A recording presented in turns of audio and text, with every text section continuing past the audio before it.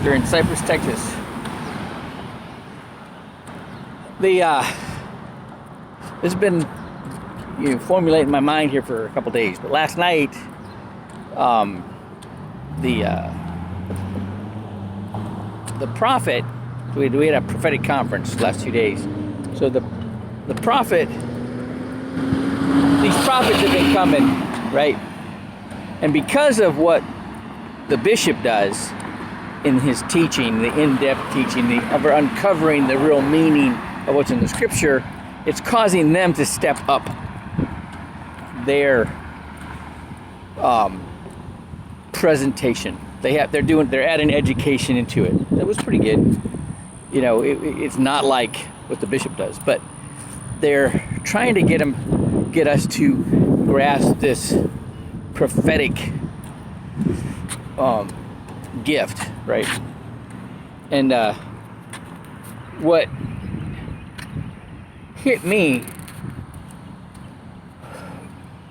I totally understand stacking up your understanding with the real meaning in the scripture. I mean, before I came into this church, I was trying to do that intentionally.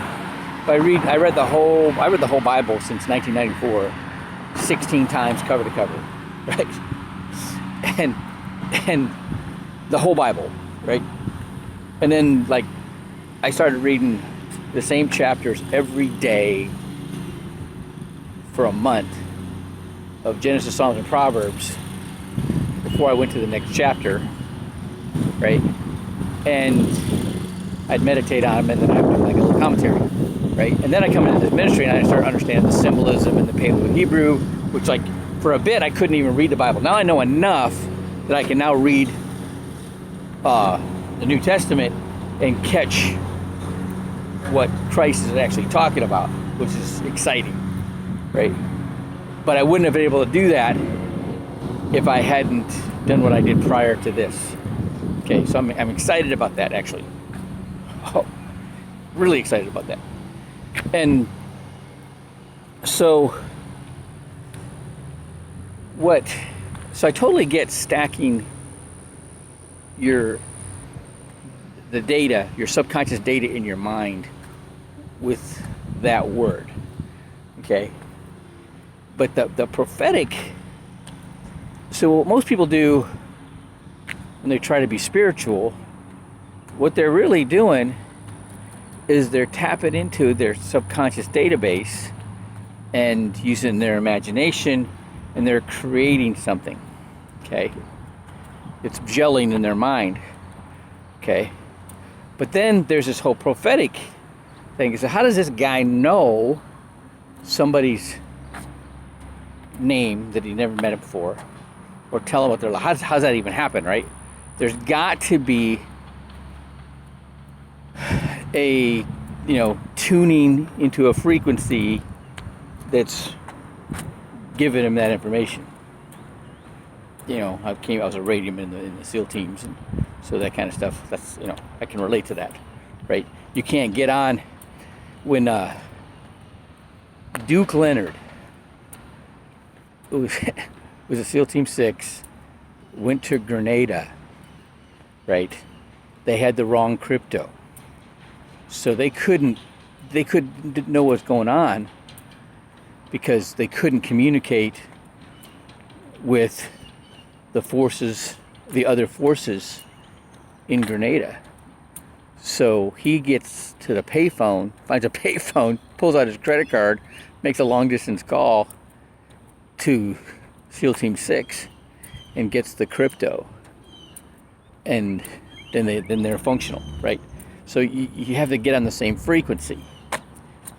And so this is really interesting. When you read the 613 laws of Moses in Hebrew, okay, it means something totally different than if you just read the letter, right? How does it even relate? I have no idea, right? Somebody was guessing when they translated to Greek, Latin, and English, okay?